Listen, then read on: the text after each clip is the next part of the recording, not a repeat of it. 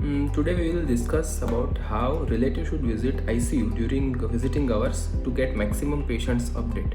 Now designate one family member as a main contact to get patients updates and pass on information to others for clear and consistent communication.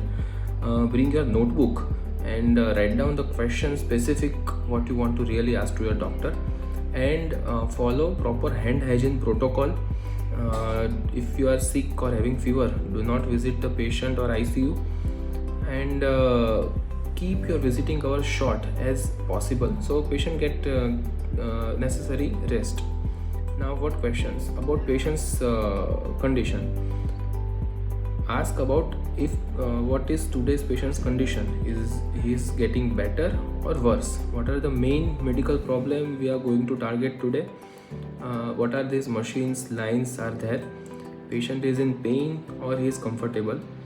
And lastly, ask about if patient is not awake and not fully aware.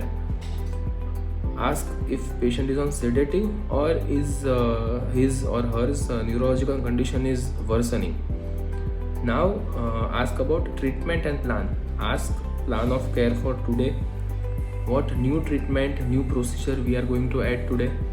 If patient is on ventilator, ask about is patient breathing selfly or is on full ventilator support.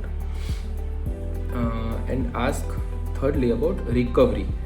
Ask about recovery of patient.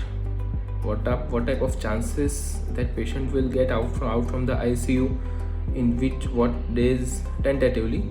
Ask about quality of life post ICU shift to home or in the ward, and ask about complications we can have during the course of treatment. So this type of specific question you should ask so that you can get maximum update from your doctor or ICU's nursing staff or medical officer. Thank you so much.